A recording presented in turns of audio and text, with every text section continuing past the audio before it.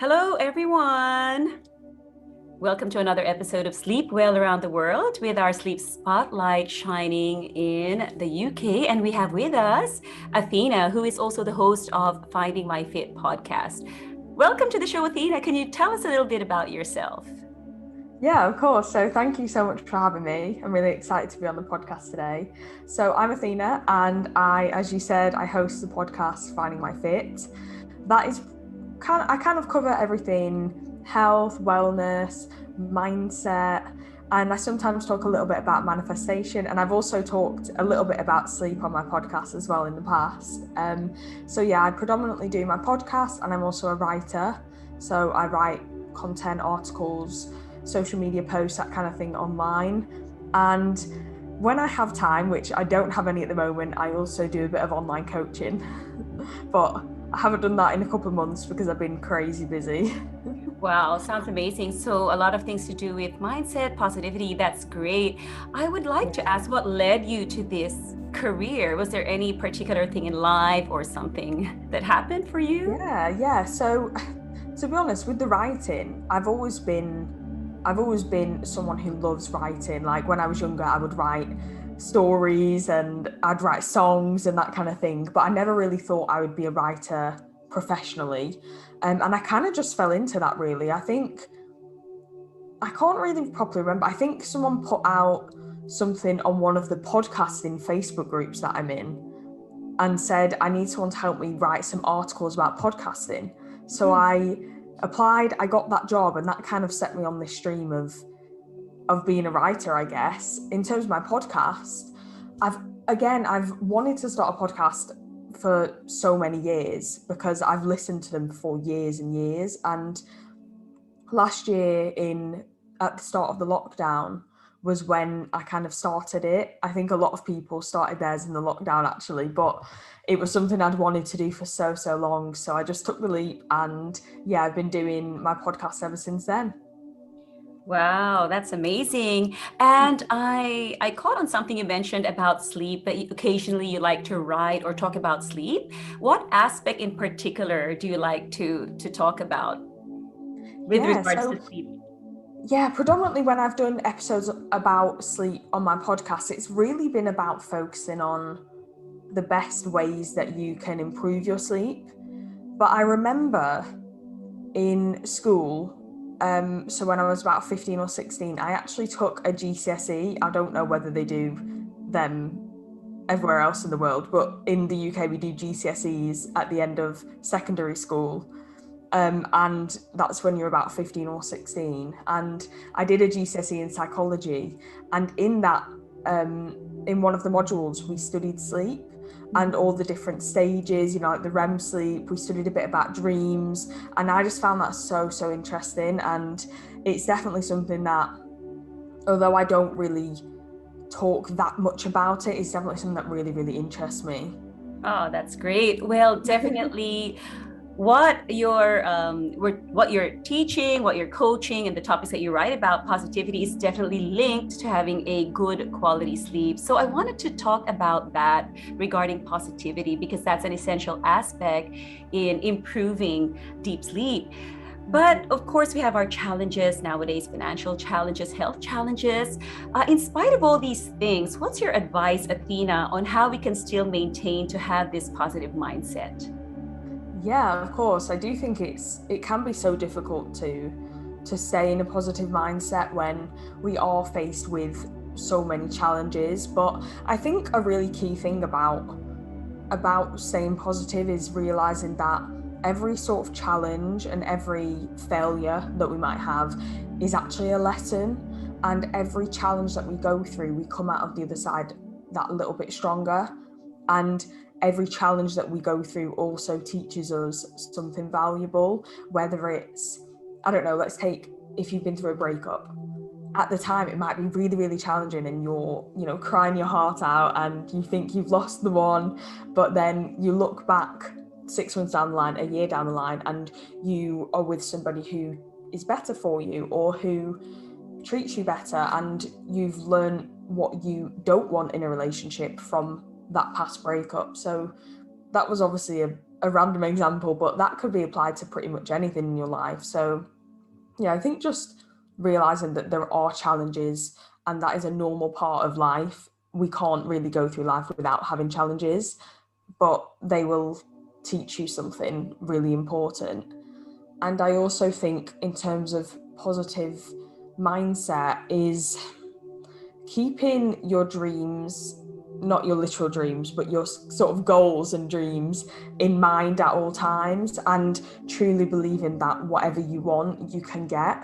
And I guess that sort of comes into a little bit of the law of attraction, manifestation kind of realm. But what I've been doing recently is if I have, say, a goal of becoming a full-time podcaster and growing my podcast to millions of listeners, that dream is at the moment probably quite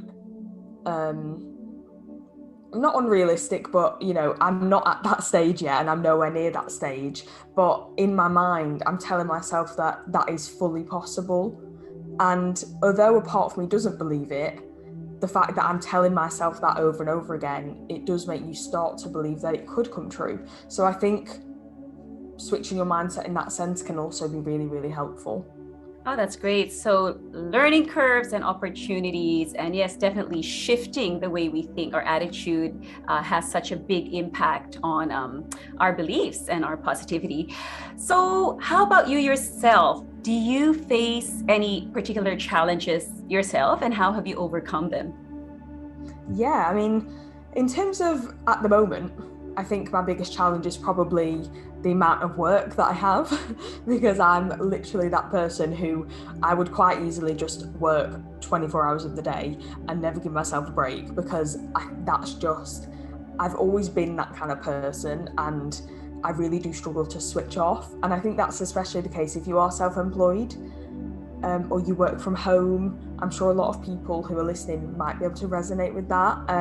So I think for me, that's quite a big challenge, is figuring out when to turn off and how I can just relax at the end of the day.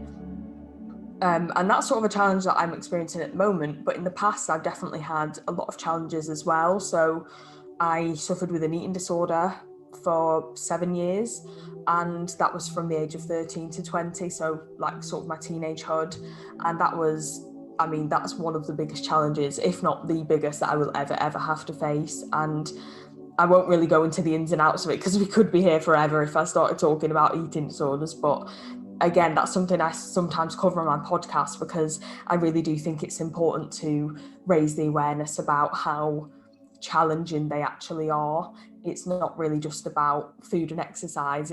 It's a whole host of problems, and it is a mental disorder. So that's definitely something that I can happily say is in the past, but was definitely a massive challenge at the time.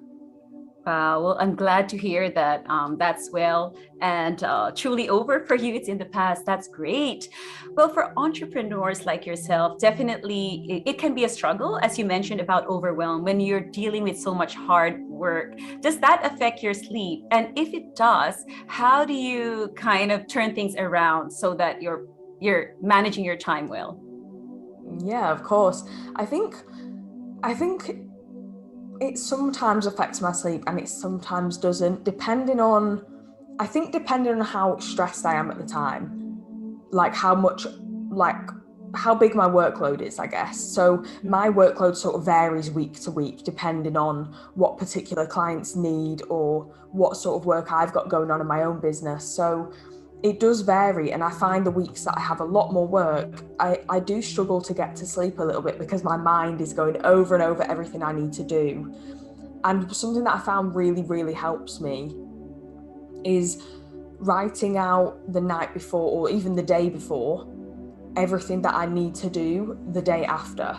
So I'm not sat there in bed thinking, I need to do this, and this, and I need to do this at this time and all that kind of thing. Instead, I write out a list of everything. And that can include smaller things like I need to call my landlord, or I need to call my mum for something, or I need to reply to that email that I've not replied to yet.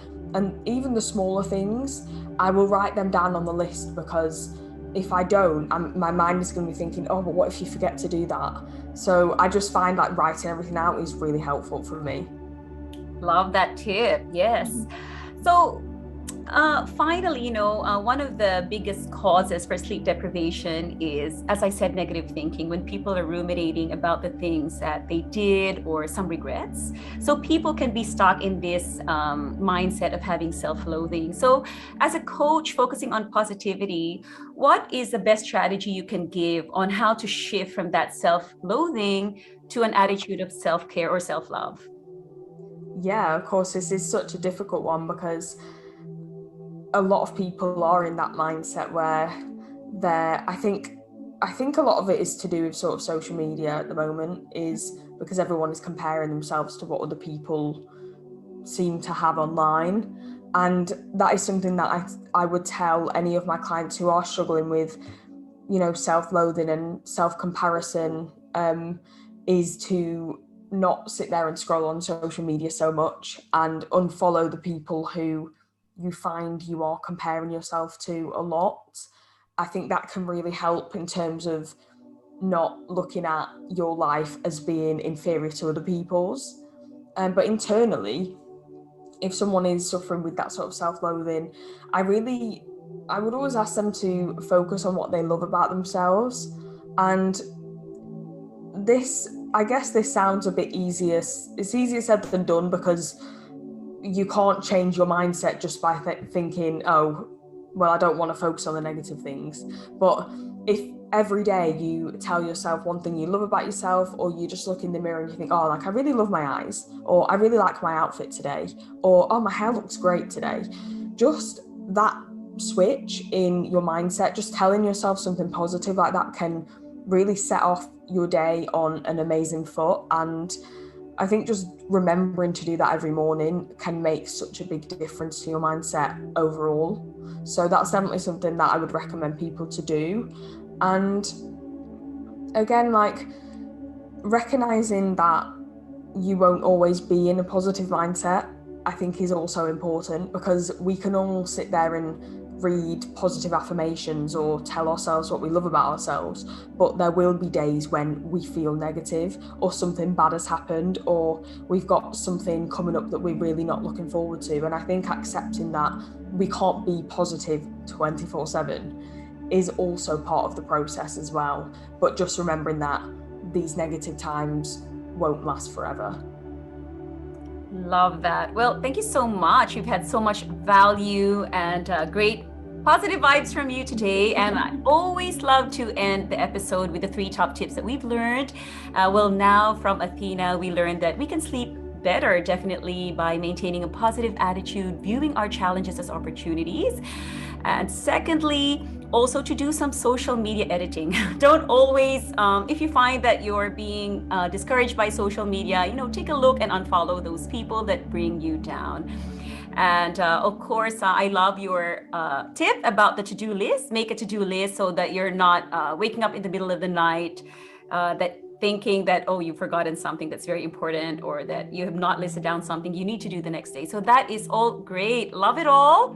Thank you so much, Athena, for being a guest on the show. And for those who want more positivity, please do follow Athena at Finding My Fit podcast. Thanks for today. Thanks for your great tips.